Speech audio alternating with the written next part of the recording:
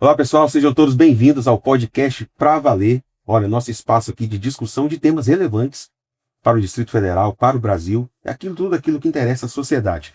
E hoje eu vou bater um papo muito especial aqui sobre o terceiro setor, as entidades, os trabalhos que atingem as pessoas que mais necessitam, e é hoje uma atitude muito importante, algo que tem que ser feito com muito zelo. E hoje eu trouxe pessoas muito importantes aqui, que são capacitadas para debater esse tema, para a gente entender um pouco como é a atuação desse trabalho, principalmente aqui no nosso Distrito Federal. E eu tenho o prazer de receber aqui a minha amiga Azane. Azane, que ela que é pedagoga, mestre em Ciências da Informação pela UNB e empreendedora também no segmento da beleza e estética e presidente do Instituto CEMAP. Bem-vinda, Azane. É um prazer ter você aqui com a gente. E eu queria que você já começasse, além de se apresentar também com mais detalhes, se você quiser, fique à vontade. O que é o terceiro setor? A definição disso.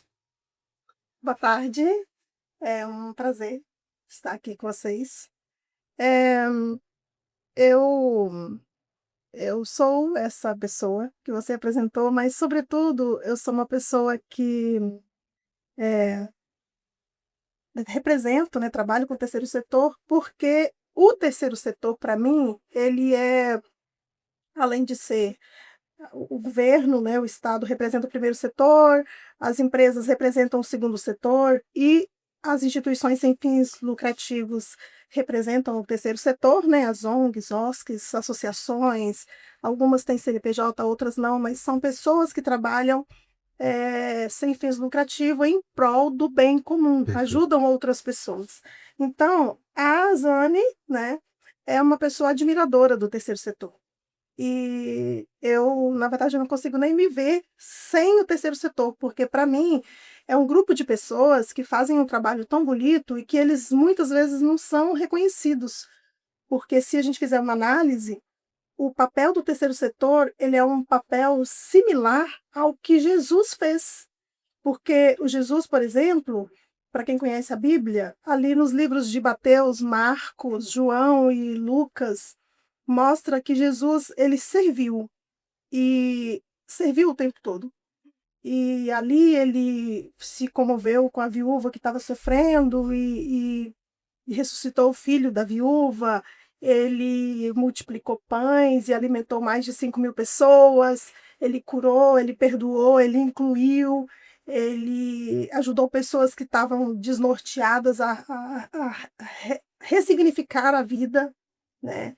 Então, ele desempenhou esse papel e quebrou todos os paradigmas. Ele pegou aquilo que era improvável e transformou a vida daquelas pessoas. E eu vejo que o terceiro setor, ele representa esse papel na sociedade. Ele pega, por exemplo, pessoas do terceiro setor que atuam com reabilitação de pessoas dependentes químicas, eles pegam pessoas que estão na rua, vivendo só da droga, e eles oportunizam essas pessoas a serem ressocializadas, saírem do vício. Pessoas que trabalham com idosos também cuidam dessas pessoas quando eles estão sendo maltratados. E pessoas de diversos segmentos do terceiro setor, eles sempre fazem um papel de servir. E eu percebi que eles representam um papel de transformação social. E aí eu não tenho como viver sem somar com esse terceiro setor, ser voz desse terceiro setor, trabalhar em parceria com esse terceiro setor para poder dar algum sentido na minha vida aqui na Terra. Perfeito. Olha, é a missão de vida, né? Sim. Você resumiu muito bem e trazendo o exemplo de Cristo, acho que faz todo sentido, porque é um mandamento cristão, né? Está na Bíblia de você tem que cuidar dos órfãos, das viúvas, dos mais vulneráveis, que são as pessoas que mais necessitam, né? Então o terceiro setor, ele realmente preenche esse espaço que a gente sabe que o Estado não consegue fazer e às vezes não quer fazer, né? Às vezes atrapalha quem faz. Então o terceiro setor, ele é realmente um setor que tem que ser muito bem olhado, porque é o guerreiro. Então, parabéns, Anne. E você é presidente do Instituto CEMAP, né? O que te motivou a criar o Instituto? Eu imagino que foi essa questão, né? Mas o que é o CEMAP? Como que ele faz essa interlocução com o terceiro setor? Assim, desde sempre, eu ajudo pessoas de rua. Uhum. Então, sempre trabalhei com projetos dentro de penitenciária e sempre trabalhei com pessoas de rua dentro do que eu pude. Levava para dentro da minha casa, voltava para dormir dentro da minha barbearia, do salão, do espaço da estética. Alguns roubavam, outros devolviam, era uma história. Só que, num determinado momento, isso não me atendeu mais. Dar banho, deixar as pessoas tomarem banho escondido depois que eu fechasse a empresa, ou desgastar o meu relacionamento familiar, porque eu tinha trazido um drogado para dentro de casa. Teve uma situação de uma pessoa que tinha um câncer na garganta, e eu trouxe ele para passar os últimos dias de vida dentro da minha casa para não morrer na rua, e gerou um desgaste familiar, porque ele tinha muito mau cheiro. E então, assim, eu tive uma vida toda de muito envolvimento com pessoas de rua, desde criança. E isso gerou muito problema familiar. Então, eu achei que eu precisava achar solução. Uhum. E aí, como eu sou mestre, né, em ciência da informação, quando você estuda ciência da informação, você estuda a raiz de problema. E aí eu fui tentar identificar como resolver o problema de uma maneira mais eficaz, porque o Perfeito. que eu fazia era muito pouco. Hum. E aí eu fiquei idealizando como eu poderia fazer, descobri que existia um terceiro setor, mas eu não chegava, eu não acessava esse terceiro setor. Quando eu tentava descobrir onde estavam as instituições para levar um drogado, eu não sabia para quem procurar, muitos eram fantasmas, Uhum. alguns eram clandestinos, outros não existiam, o endereço não existia. Daí foi me incomodando, e aí nessa investigação de cientista, eu acabei descobrindo que eu virei um instituto, uma empresa de terceirização de serviços de terceiro setor sem remuneração. Era mais um serviço social que eu fazia e nem sabia. E aí eu comecei a descobrir que alguns eram reais. Aí eu ofereci serviços voluntários para esses. Comecei a fazer projetos. O que que vocês precisam? Como eu posso ajudar? E comecei a fazer projetos escritos para eles, daquilo que eles queriam. E aí, um ano depois, eles me encontravam e falavam: Ah, não avançou, mas obrigado porque você fez o projeto. E aí, eu, como cientista, pensava: Mas não avançou por quê? O projeto, eu trabalhei com tanto amor nesse projeto, e Uhum. por que que não avançou? E aí, é porque a gente não tem um contato que nos ajude a aprovar, a gente não sabe onde é o recurso, mas eu também não sabia. Então, Uhum. eu descobri que desse problema era um problema de limitação também, meu, né? E aí eu também fui investigar para descobrir como que era, como que poderia acessar emendas, como que poderia acessar recursos internacionais, doações e tudo mais. Aí foi acontecendo e foi se formando o CEMAP. O CEMAP ele foi uma construção que acabou virando uma terceirização de serviços do terceiro setor. Hoje, o CEMAP ele está consolidado como uma voz do terceiro setor, como uma instituição que faz um elo entre o terceiro setor e a solução do problema, seja ela buscar o recurso, seja ela identificar qual é o melhor lugar mais seguro para se internar uma pessoa, para buscar ajuda, qual é o melhor parlamentar, o melhor parceiro, a melhor forma de buscar recurso para aquele tipo de projeto, como ajudar eles com a documentação para ficarem habilitados Perfeito. para acessar esse recurso, como capacitar pessoas que estão dentro do terceiro setor, que ficam ali 7 meses, 6 meses, como oferecer cursos para eles, como que a gente pode unir as pontas, às vezes dentro de uma instituição tem uma empresa, ou tem pessoas que já estão capacitadas, e tem outra instituição que não tem curso nenhum, as pessoas estão ociosas, como fazer essa ponte. Então, o SEMAP, ele não tem uma limitação, porque onde está a dor e a necessidade do terceiro setor, o SEMAP atua buscando a solução daquele problema, sendo esse braço, sendo esse parceiro do terceiro Excelente. setor. Excelente, é isso aí. Conectando propósitos, né? Porque realmente acho que a maior dor do terceiro setor é essa, né? De não ter Sim, realmente apoio para continuar, porque as pessoas têm a vocação, têm a vontade de fazer, às vezes tem até os meios financeiros, né? Próprios, enfim, mas não sabem os melhores caminhos para potencializar aquilo que eles querem fazer. Então o CEMAP entendi que entra exatamente para suprir essa lacuna de apoio técnico, esse suporte operacional, para que eles possam realmente deslanchar. Excelente, bom demais. Daqui a pouco a gente vai conversar mais sobre isso aí. E também recebo aqui com muito prazer a minha amiga Kênia, ela que é presidente do Instituto FAM, Força Ativa da Mulher, né? Força Ativa da Mulher, que faz um trabalho muito especial, muito bacana, voltado para a prevenção da violência contra a mulher. Bem-vinda, Kênia. Conta um pouquinho sobre a história do FAM e da sua também. Obrigada, meu amigo. Boa tarde. Um olá e um abraço especial a toda a comunidade que nos acompanha também aqui no seu podcast. Obrigada pela oportunidade de estar aqui com essas mulheres fortes. Me permita o seguinte, só fazer um comentário sobre sua fala, que eu achei bem interessante. E aí eu vou fazer um vínculo à pergunta que você fez. Servir. Eu acredito que o terceiro setor é isso, servir. E no campo profissional, porque o terceiro setor também é profissional, é ser um braço do governo para apoio a um governo que não consegue atender a tudo e a todos. Por isso que nós temos que entregar relevância, esse olhar que às vezes em algumas iniciativas são frios, né? Um olhar frio do governo e você traz o amor, porque de tudo que ela falou, primeiro nasceu a causa e depois nasceu o Instituto, que já existia, mas não era com CNPJ, né? Mas ser um braço do governo hoje é necessário para melhorar a situação, e aí no nosso caso, como FAM, Força Ativa da Mulher, um instituto que nasceu há 16 anos, fundado pelo meu amigo Serrinha Serra, eu estou presidente do instituto, para acolher essa causa de nós mulheres, que agora está tão evidenciada e está tão gritante de tantas maneiras, que agora as pessoas começaram, de repente, a entender os cenários de violência, que sempre existiu.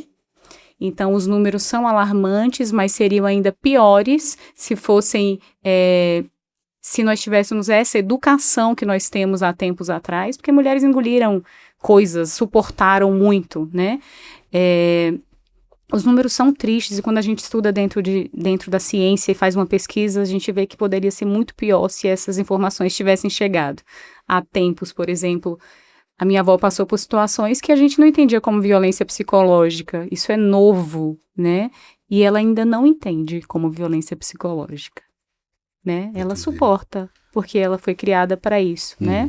Então, nós atendemos mulheres em situação de vulnerabilidade, vítimas de violência, crianças, órfãos do feminicídio, que é pontualmente um grupo que a gente precisa olhar, porque não tem como não perceber que esse cenário tem aumentado por conta do feminicídio, e aí fica sem o pai, fica sem a mãe, fica à mercê de tudo. Você fez uma fala muito interessante, e aí eu quero trazer um exemplo, uma fala de uma senadora. Não vou citar o nome. Ela fala assim, que ela fez um projeto num abrigo que atendia crianças, que essas pessoas, né, essas crianças podem ficar de 1 a 17 anos. Quando faz 18 anos, toma café da manhã, como tomou todos os dias, durante esses 18 anos da vida, pega a mochila e tem que sair. E aí, eles atravessam a rua, não importa se tem emprego, se tem apoio, não existe rede de apoio para essas crianças que ficaram 18 anos dentro de um abrigo. E aí eles atravessam a rua, sentam, alguns continuam lá sentados, viram moradores de rua, pedindo ajuda em frente ao abrigo que viveram, outros não aguentam passar por isso, e aí eles cometem o suicídio, e tantos outros têm essa questão da criminalidade, que se envolve porque é o caminho mais fácil. E é tão ruim esse olhar, porque nós temos um olhar preconceituoso em relação a algumas realidades, mas a gente não sabe que, de repente, era a única coisa que dava para fazer. Não é defendendo criminalidade de forma alguma, ou eu tenho uma visão muito ampla disso, mas nesse caso específico me doeu de uma maneira, que você falando do seu acesso aos moradores de rua. Todo mundo que está ali tem uma história, sabe? Não chegou ali de um dia para o outro, né?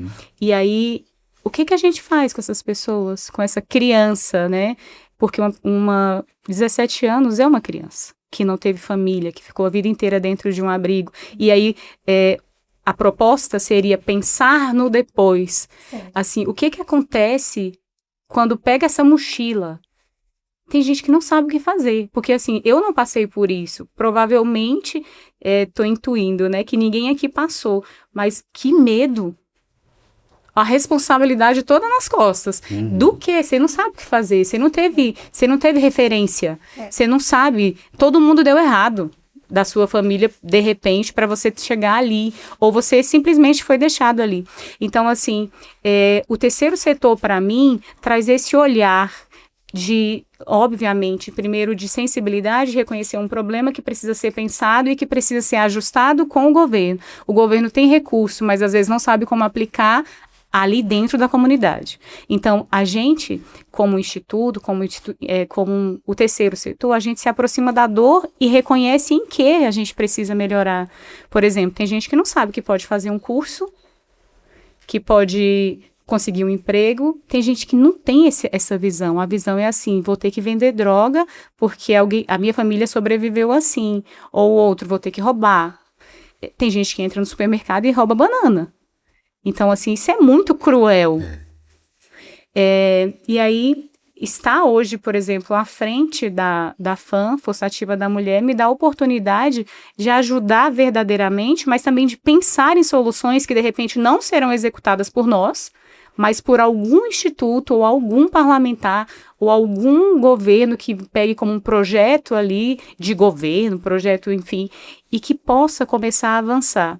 Eu percebo que há muito a ser feito, muito, muito a ser feito. E quando eu entrei, porque a gente fica nos bastidores, sempre fui voluntária dentro do instituto e agora estou dentro, né, assim, me envolvendo com esses processos. Eu percebo que há muito a ser feito, mas que a gente não pode desanimar, porque assim, que seja 1%, que seja 0,5%, 2%, a gente consegue avançar. Tem que manter a constância. Mas quando a senadora contava essa história, eu me sentia ali naquele cenário e eu fiquei desesperado junto com o jovem que está saindo com a mochila. Quando eu era adolescente, eu fiquei muito confusa em relação ao, olha a dúvida, ao curso que eu iria estudar, porque é uma escolha também importante, né? É óbvio que na idade que eu estou hoje, eu olho para aquela situação com muito mais leveza e falo, tá tudo bem, né? As coisas vão dar certo de alguma maneira. Mas é o dilema da Mas idade, né? naquela idade que a gente precisa de mais apoio ali, de mais, sabe, de mais colo, de mais ideias, de mais sugestões, de mais conselho, de paciência que jovem não tem, né? E agora com o celular tá menos, né? Tá mais ansioso. Mas assim, meu Deus, quem olha por eles, por nós? E aí a gente é Força Ativa da Mulher, mas a gente olha para as famílias. O homem também, dá condição ao homem, né, de sustentar ali o núcleo familiar, mas obviamente não diminuindo a dor das mulheres, porque a gente sabe que não há comparações, né? Mas tudo é legítimo. E nós precisamos realmente avançar nesse sentido. Então, assim, como mãe e como mulher, eu tento sempre enxergar na perspectiva humana da coisa para depois flexibilizar as ações que sejam de leis e governamentais, mas eu me coloco realmente ali, claro, entendendo também que não estou no mesmo cenário, mas a gente tem que ter empatia pelo outro e entender que a partir daquela dor a gente pode fazer alguma coisa. Com certeza, Kenny, você coloca de uma forma muito clara isso, porque quando a gente fala de representar uma entidade, uma instituição, representar pessoas que já passaram por situações críticas na sua vida, isso é uma responsabilidade que nós temos, além da missão, né? E essa responsabilidade nos leva a entender que isso não pode ser feito de qualquer jeito, né? Você está num cargo de representação, aí vamos levar para o Congresso Nacional, né? Eu atuei lá durante 20 e poucos anos, e sempre nessa parte de legislação. Você tem que entender que uma lei que você escreve ali vai atingir e impactar milhões de pessoas no país. Então tem que haver essa sensibilidade. O que eu percebo hoje, infelizmente, é uma desconexão total do poder público com esse sentimento, com essa missão que deveria ser do Estado como um todo, que o Estado ele existe para o quê? Para prover segurança, bem-estar aos seus cidadãos que pagam seus impostos, isso é o mínimo. Né?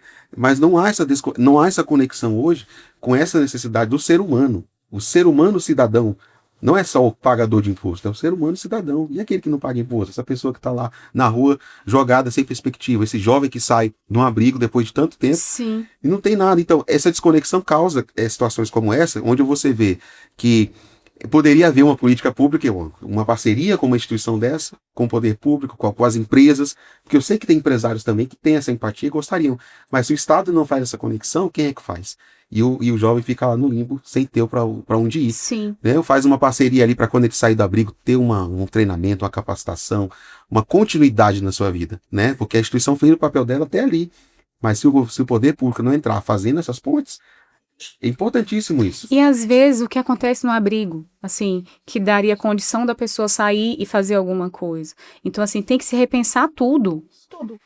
E Tudo, todo o inclusive, processo. Inclusive, esse tudo que você fala, ele acontece até antes da pessoa ter a oportunidade de chegar e ficar dentro de uma OSC 18 anos, 15 anos, 3 anos, 7 meses. Porque também esse pessoal que está na rua, quanto por cento deles tem a oportunidade de chegar até o instituto? Exato. E outra Quem coisa, sabe? E aí tem gente que nem sabe que existe. Exatamente. E Então, desse assim, percentual que chega, a situação que ele chega, se a gente tivesse uma política, um projeto que atuasse de maneira preventiva, ele poderia chegar, mas numa outra condição. Ele poderia não ter perdido a esposa, os filhos, ele poderia não ter perdido a saúde, ele poderia não estar com mais idade. Então, assim, a gente tem como trabalhar em diversas lacunas. E por isso que o CEMAP, que eu digo que ele não tem um limite. Onde tem um problema, ele busca, investiga a solução. Por quê? Eu já levei pessoas para a instituição que estavam num nível avançado do uso do crack. Mas eu também já levei, e já com passagens na polícia, enfim, mas também já levei pessoas que não tinham passagem nenhuma pela polícia, não tinha cometido nenhum crime e estava 3 meses na rua. E a experiência foi maravilhosa, porque a pessoa, 2 meses, ela estava livre da droga, voltou para a família, está trabalhando de carteira assinada, entrou em empresa conhecida, né? Então, assim, a ressocialização dela foi muito mais fácil, o tempo de internação foi menor e deu menos trabalho, e a gente ainda recuperou enquanto estava viva, enquanto teve a oportunidade de não ter mais perdas, né? Então, essa questão de chegou aos 18 anos e saiu, nós temos uma instituição aí que a gente já está fazendo um projeto, que também é uma preocupação muito grande. A gente está construindo um projeto para reintegração, assim como também existe esse mesmo problema para pessoas que estão nos presídios. Porque quem sai do presídio tem a mesma situação do que está lá dentro. Além do estigma, né? Já sai com estigma. Então, assim, a gente precisa trabalhar a questão da criminalidade, ok. Mas quando a pessoa cumpre a pena dela e sai, e ela já tem essa dificuldade, né, de reinserção social com naturalidade, a tendência dela a voltar para o crime aumenta muito. Porque não, assim, não tem oportunidade. Exatamente. Então tem muita coisa para a gente trabalhar e é por isso que eu digo que a gente precisa cumprir um papel social, porque eu creio que investir nas pessoas é a única forma que a gente tem de fazer uma transformação na nossa sociedade, porque nós somos feitos de pessoas. Sem dúvida. Sim. Então, se as pessoas estão adoecidas, cada vez mais usando droga, cada vez mais buscando celulares para fugir da ansiedade, ficando cada vez mais ansiosas, estão internadas dentro de um espaço que também, se não oferecer soluções para preparar essa pessoa para enfrentar lá fora, a gente só está enrolando tirando um problema e causando outro problema. Então, a gente precisa pensar que nós temos que resolver o problema social como um todo. E aí entender quem são os atores envolvidos, qual é a responsabilidade de cada um, o que está faltando, descobrir a raiz desse problema, quem pode solucionar esse problema, construir os projetos para solucionar esses problemas, envolver esses atores e fazer com que aconteça. Porque discursos maravilhosos eu vejo todos os dias, às vezes eu não tenho nem paciência. Mas trabalho eficaz, como, por exemplo, do Serrinha, com a FAM, lá na Samambaia, o seu trabalho com Serrinha no Instituto FAM, com as mulheres em situação de violência doméstica, mais de 35 mil mulheres, eu vi que vocês já passou ali pela FAM, teve suporte do Serrinha, tem um projeto de vocês que eu sou uma admiradora do Instituto FAM, com um projeto de vocês agora com as mulheres, um projeto futuro para as mulheres que já passou por ali. Então, assim, esse trabalho que o Instituto FAM faz é um trabalho importantíssimo. Agora, a minha dúvida, que acho que não é o momento, daqui a pouco, porque você ainda vai se apresentar, mas Joga a dúvida para ela. depois saber é como a FAM recebe, tendo esse trabalho lindo, maravilhoso, como a FAM tem recebido ao longo desses 16 anos esse apoio, como tem sido, assim, para vocês, esse apoio do Estado. Mas aí... Vai começar a chorar agora?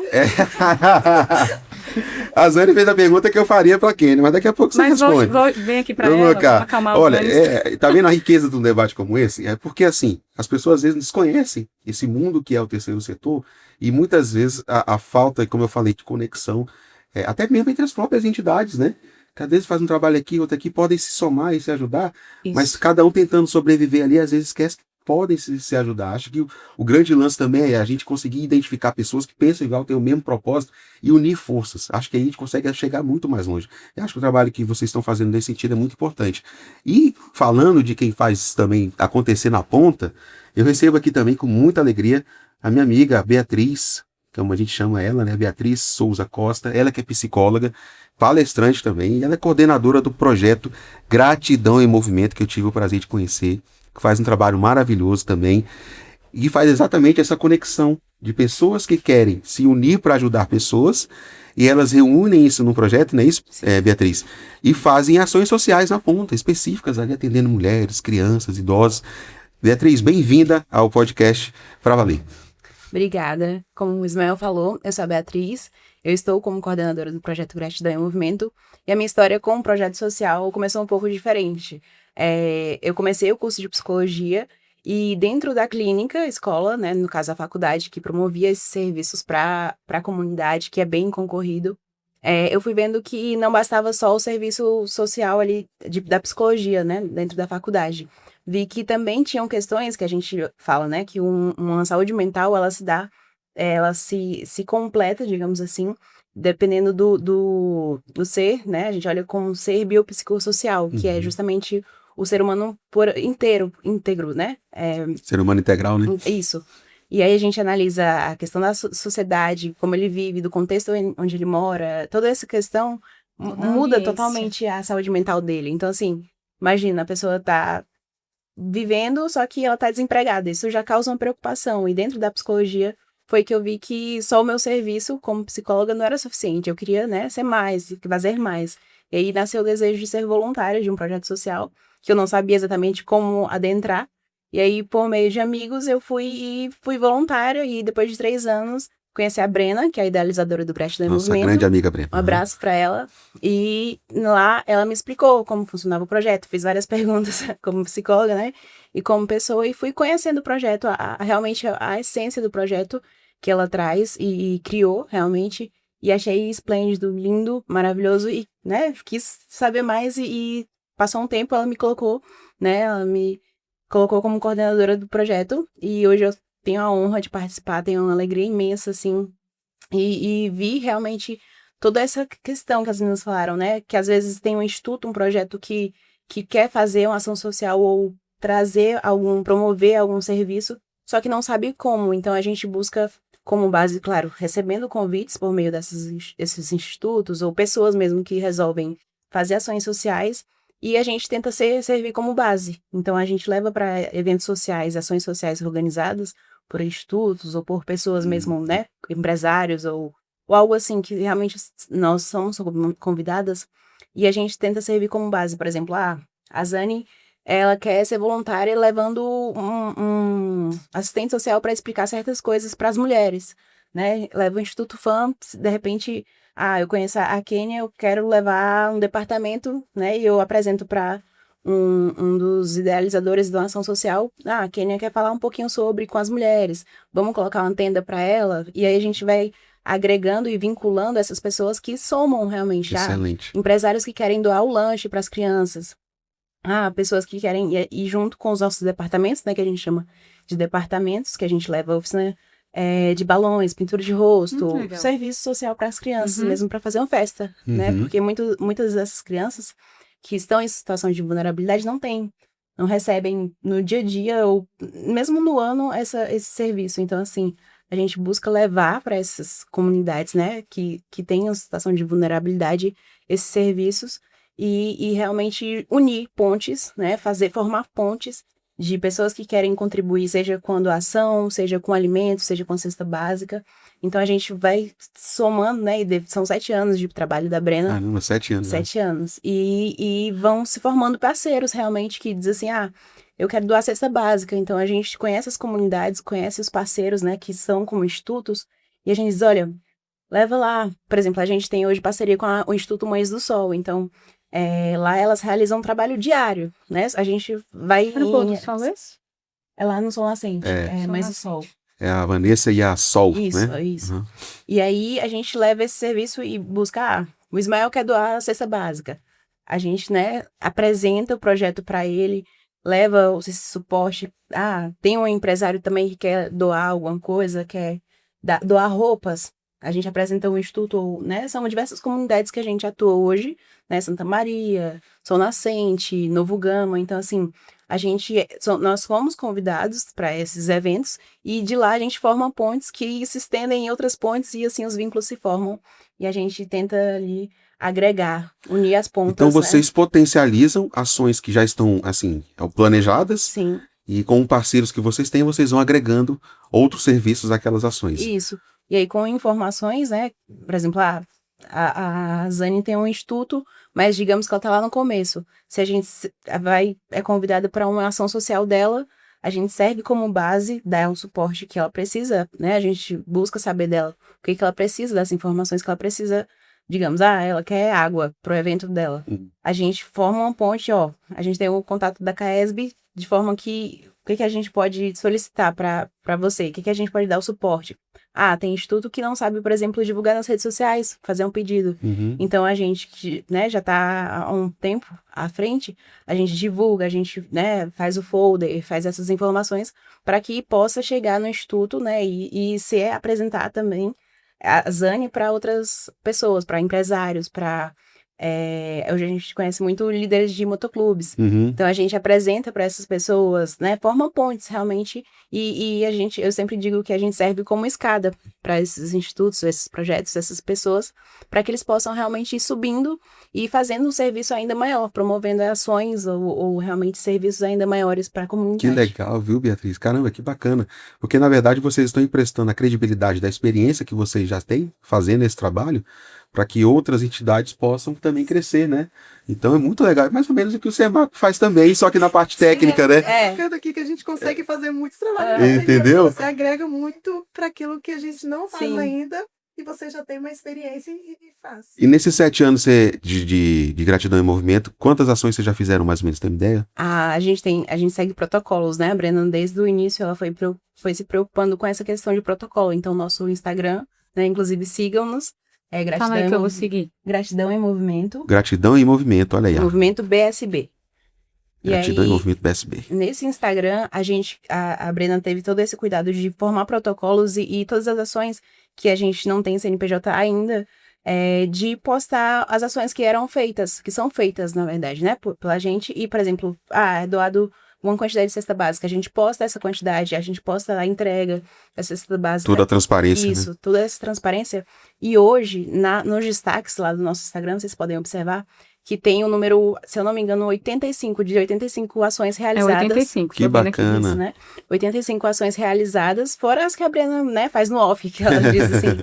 Então, hoje são mais de 85 ações sociais realizadas. É um trabalho belíssimo. Cada ação aí, um número X de pessoas, vocês têm noção de quantas pessoas vocês atingiram? Por exemplo, na Páscoa, a gente atendeu lá no Sol Nascente, foram mais de 200 famílias. Olha só.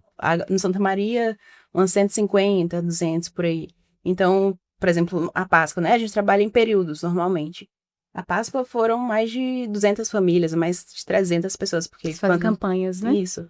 Quando somos Ceilândia, com Santa Maria, com Samambaia, deu mais em Novo Gama, 400 por aí, somando-se, né? Uhum. Então, assim, são pessoas que às vezes não têm esse acesso e a gente busca levar esses serviços, né? Como convidado, assim, servir como base.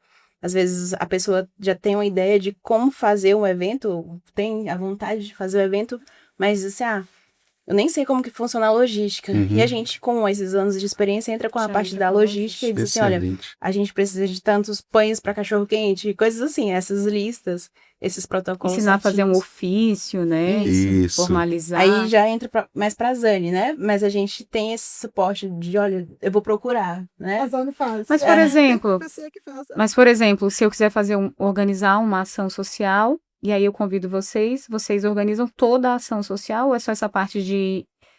A gente fala, vou trazer um pouco do linguajar empresarial, me perdoem. Tipo um network. A gente tem esse serviço lá em São Paulo que fala facilities. É uma empresa que facilita tudo. Dentro de condomínio a gente tem vários serviços assim. Seria esse o papel, de repente, de vocês? De facilitar que execução cada dessa, né? serviço fosse executado ali dentro? Porque, assim, o terceiro setor, ele tem que ser profissional e menos amador. Uhum. Essa é uma pauta que eu levanto, e aí teve uma vez que eu levantei, tinha um montão de líderes comunitários, né, que trabalham do jeito deles, e tá certo, não tem certo ou errado. Eu falei, mas tem que profissionalizar alguns setores, senão vocês não vão conseguir. Uhum. Não consegue. Não é só boa vontade. Ainda tem uma Tem coisa... que ter, tem que ter setor administrativo, tem que escrever um ofício bonitinho, bem direcionado, bem entregue, tem que ver protocolo, e quando recebe emenda que tem aquele tanto sistema lá. Então tem área que tem que profissionalizar, não é só boa vontade, não. Esse E aí eu levantei ele, mas você não sei o que, eu falei, se não profissionalizar, não vão receber nada. Quando tá tudo bonitinho, já é bem difícil, Uhum. já é super difícil, e quem não sabe o que fazer. O problema nem sempre é o dinheiro, Não. sabia? Toma aí 500 mil, vai fazer o quê? Se você também não sabe o que fazer, igual Como você fazer? colocou, a raiz do problema, ou ali pelo menos, o que seu projeto vai entregar de verdade de resultado, porque também prestar contas disso é muito necessário.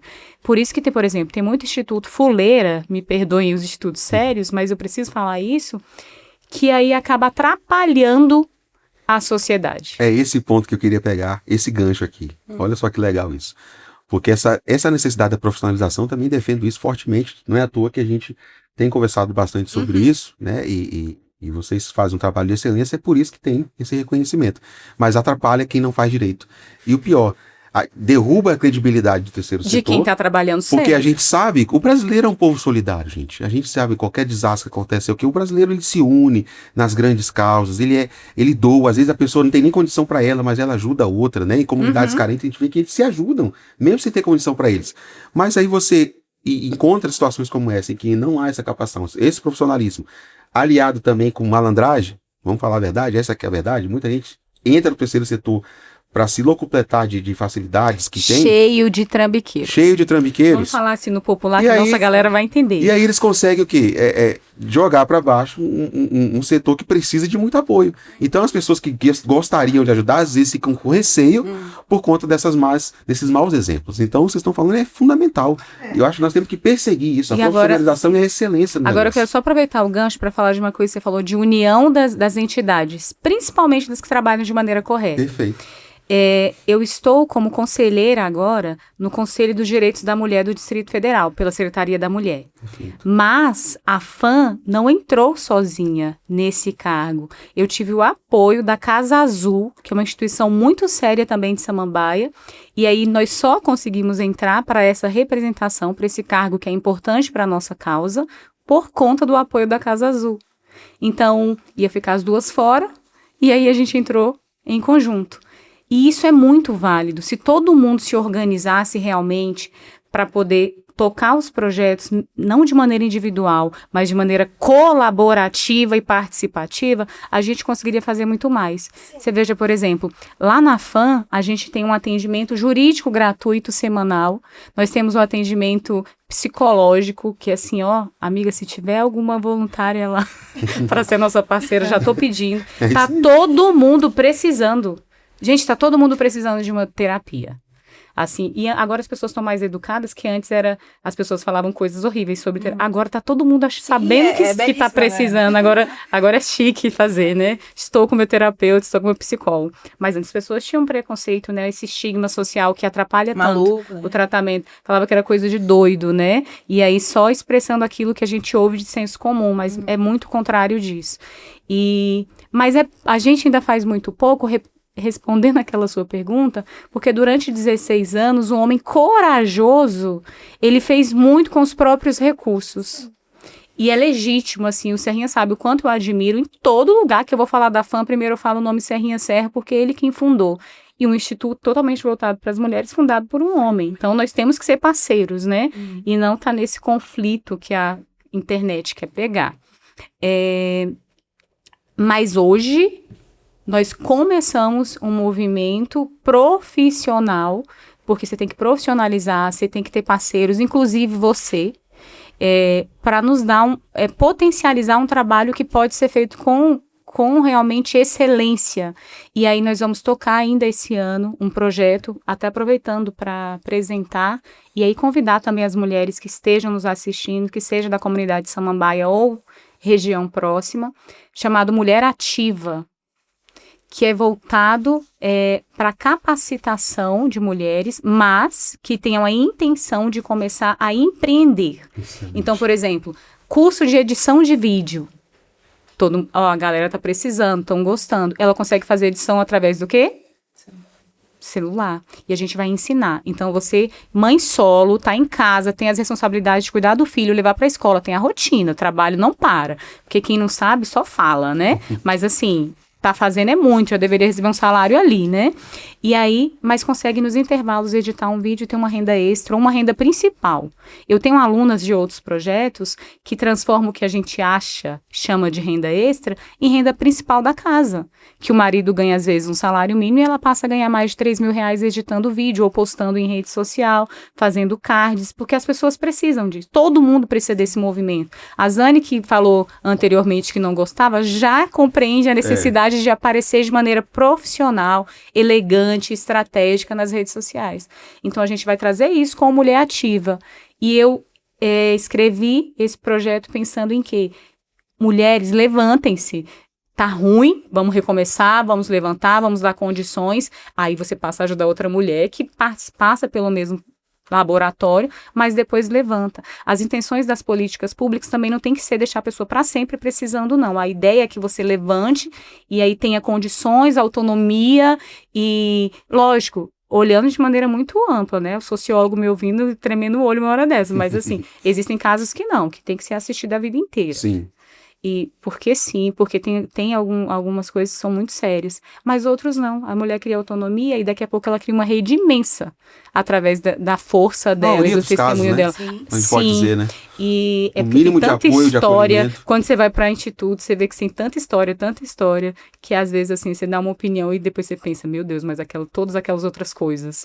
Então, assim, é tudo muito sensível. Porque são vidas, né?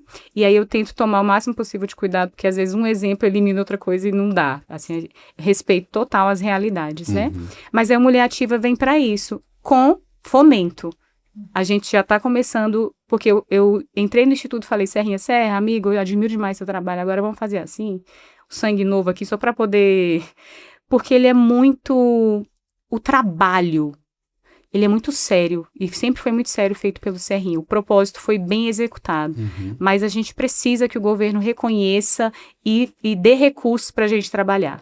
Porque fazer do nosso bolso é possível. Também posso colocar como empresária, por exemplo, a gente faz investimento lá. Mas não é assim que funciona, e nem tem que funcionar. A gente pode também, como empresário, mas o governo tem a responsabilidade dele, e eu estou devolvendo ao governo um serviço que deveria ser feito por ele. Exatamente. Então, assim, não é favor. E aí, quando eu levo essa discussão para alguns institutos, eu acho que se tivesse pedra, eles jogavam. Porque eu falo assim, não. E eu sempre trabalhei como voluntária dentro de institutos. Então, assim, eu falo numa boa. Eu falo, se profissionalizar, fica melhor. E eu já trabalhei como voluntária dentro de projeto que recebia milhões. Porque eu quis. Então, só que tem gente que tem que ser paga. Não tem? Sim.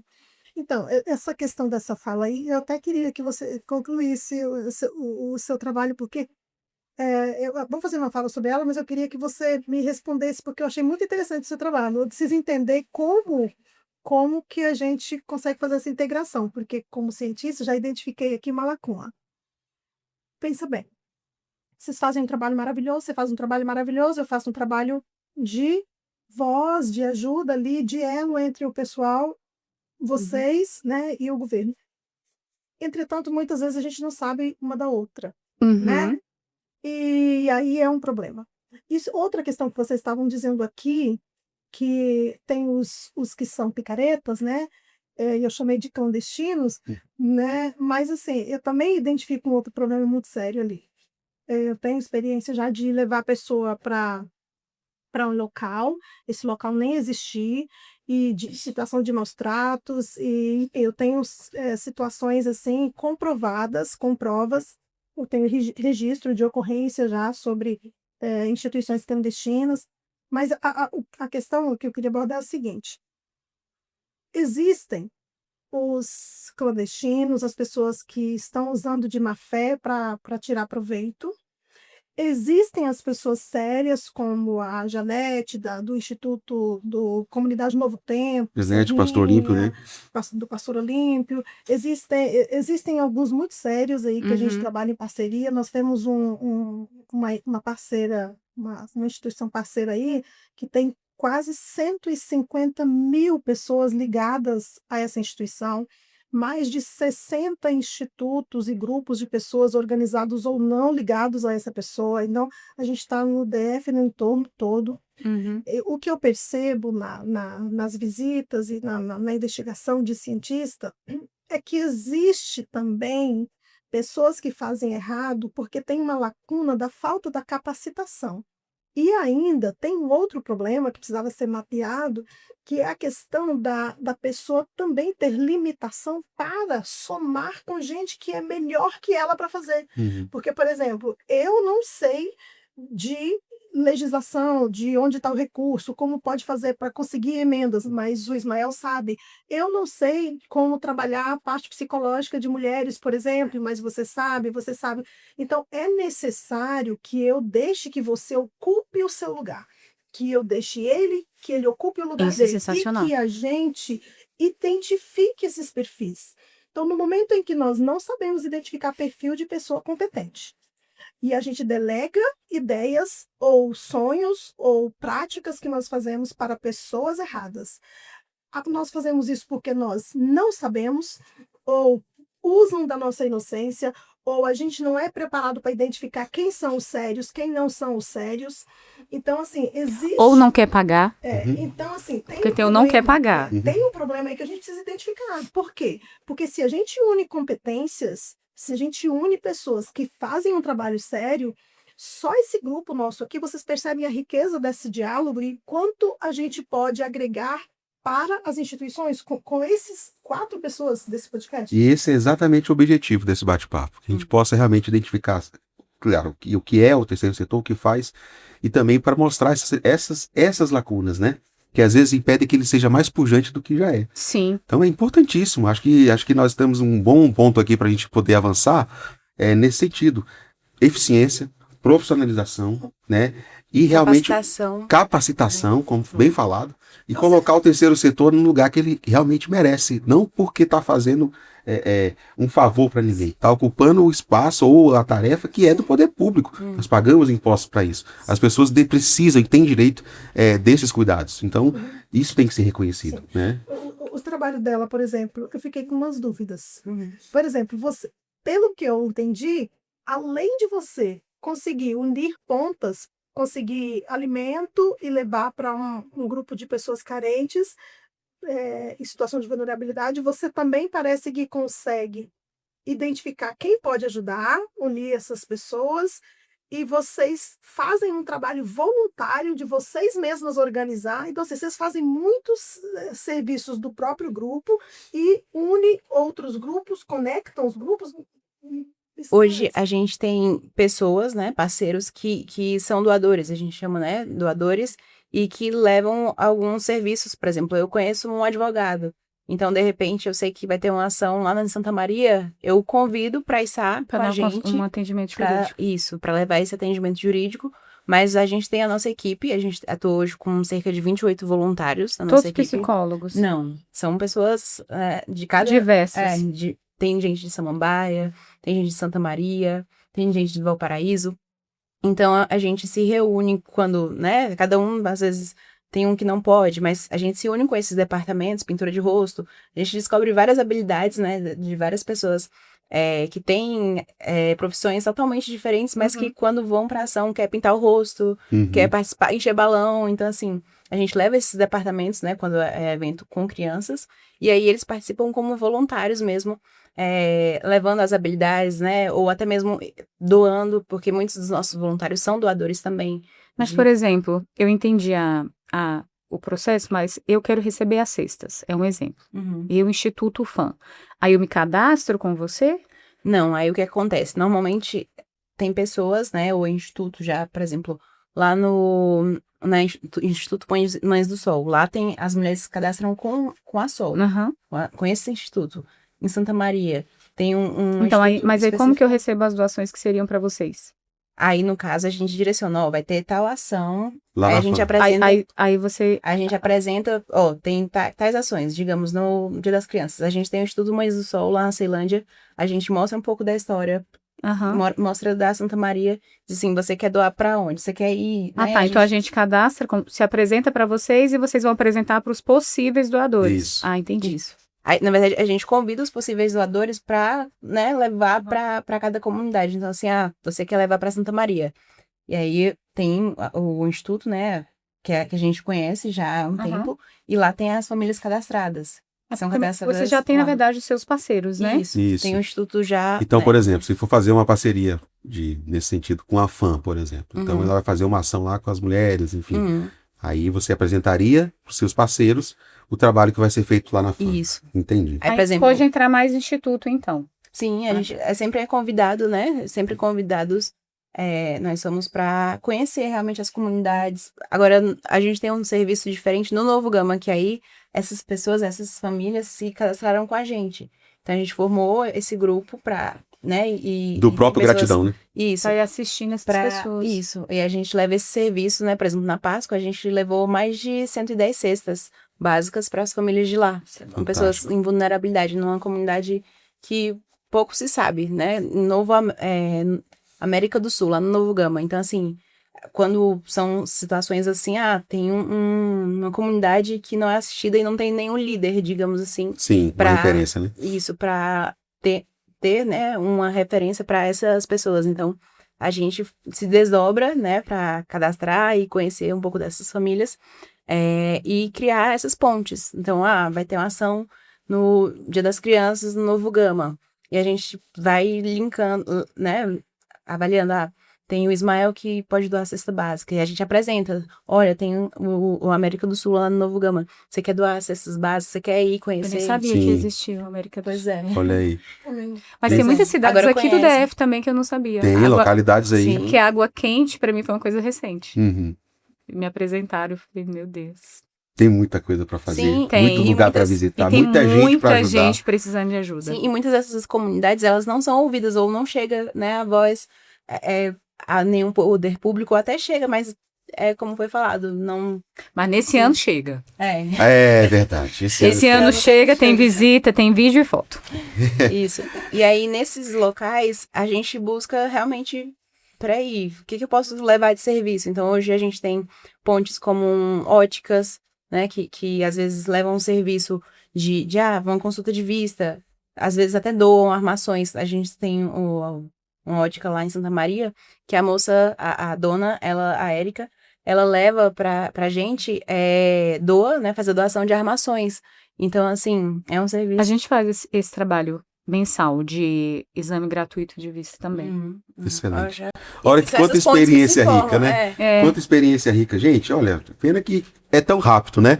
Mas olha, esse assunto riquíssimo. Acho que daqui a gente pode tirar várias lições, várias missões, né? E eu quero agradecer muito a vocês por estarem aqui, por estar compartilhando desse conhecimento de vocês. Para mim é muito enriquecedor também, tá?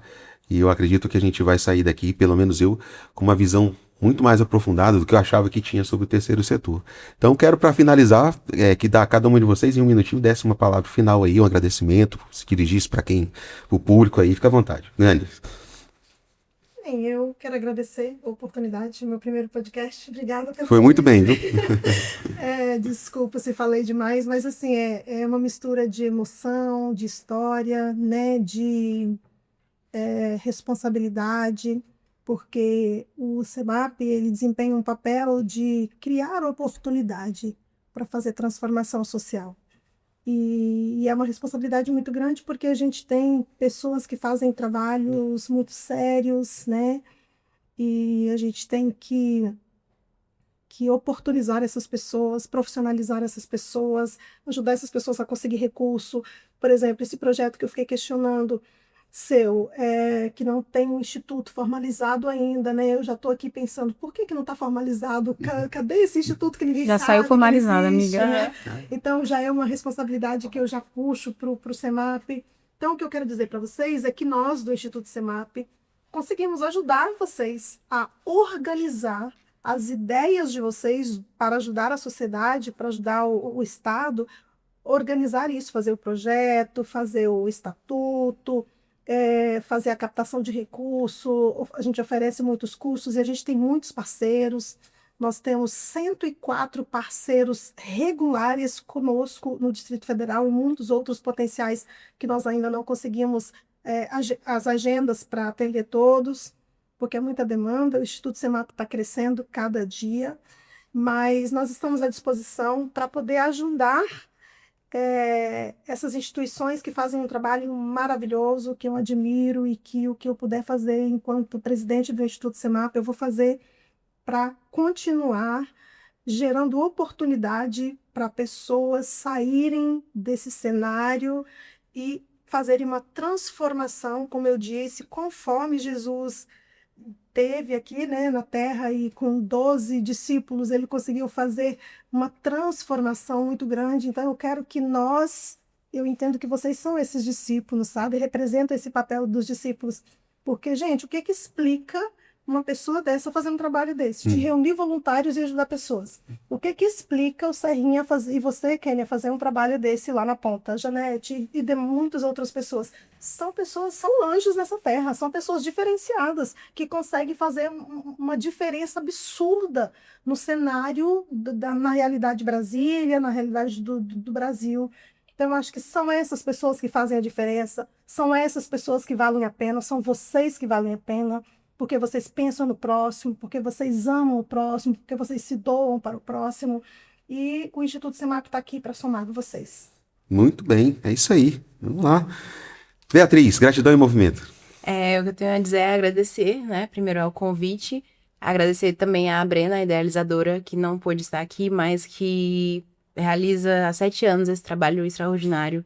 Agradecer aos nossos voluntários por sempre estarem juntos com a gente e somarem aos nossos parceiros. E, assim, eu quero deixar a palavra, a frase, né, que é realmente que cada um de nós possamos refletir no impacto social que a gente pode ter na vida de várias pessoas em situação de vulnerabilidade e do potencial que a gente tem em transformar vidas, mesmo sem saber, mesmo com medo, às vezes, né, como às vezes uma palavra nossa tem o poder, né, de transformar o dia de alguém. Então, as nossas ações também têm esse poder e esse impacto, e que possamos cada vez mais servir, né, ao próximo e exercer essa função que Jesus, né, deixou para nós. E é isso, obrigada. Muito bem. Kênia, Instituto Fã. Primeiro, eu quero convidar as pessoas a seguirem nosso Instagram, Força Ativa Fã, pegando colinha, viu, gente? Porque é muita coisa para uma mãe. E a mensagem principal que eu quero deixar para as mulheres é de recomeço, que é possível realmente recomeçar, que eu sei que é difícil pra caramba, não estou aqui para amenizar dor ou romantizar realidades, né? Mas é possível, busca uma rede de apoio, busca socorro, começa de pouquinho em pouquinho, você vai conseguir. Em nome de Jesus, vou declarar na vida assim, mudança realmente. Quero direcionar para as mulheres, porque eu realmente sinto a dor e sei que esse apelo, essa voz, toda oportunidade que eu tiver de dar voz às mulheres, eu preciso fazer. E quero aproveitar também para dizer, este é um ano de decisão mesmo. Mesmo quem não gosta de política, eu sou apaixonada por política, não politicagem. É a partir de agora também que a gente começa a tomar decisões, escolher para mudar realidades. Estamos aqui para servir, mas temos que entender nossos direitos, parar de achar que é favor e buscar realmente uma mudança. Eu acho que é um tempo de mudança e é um apelo que eu faço como pessoa, como mulher, como mãe, como profissional. vamos mudar esse jogo. Assim, mais do mesmo não dá mais. Quero aproveitar realmente para pedir. Primeiro, levanta, você vai conseguir, procura uma amiga, procura, às vezes, um profissional, às vezes um vizinho, às vezes nem é dentro de casa que a gente acha apoio, mas a instituição, a FAM, tá ali para te acolher. E na hora de votar, pensa em quem realmente olhou para a sua realidade, a realidade da sua comunidade, tá bom? Um abraço também carinhoso para o Serrinha Serra, o fundador do nosso instituto, e que a gente possa mudar as coisas, mas com muita sensibilidade e humanidade. Tá bom? Ismael, obrigada pela oportunidade, viu? Beatriz e Zane, que honra. Vocês são maravilhosas, viu? Aprendi muito hoje com vocês, quero aprender muito mais. São 3 dias de podcast, viu, Ismael? Não pode ser uma hora. Aqui com certeza. Obrigada, podcast viu? foi 3 dias, gente. Então, para você que está acompanhando a gente até o final, segue a gente nas redes sociais. Esse episódio está imperdível e com certeza nós vamos sair daqui também enriquecidos e você vai poder também entender um pouco mais sobre o terceiro setor e a importância que esse pessoal tem para o desenvolvimento do Brasil como nação, como sociedade. E é isso aí, gente. Forte abraço.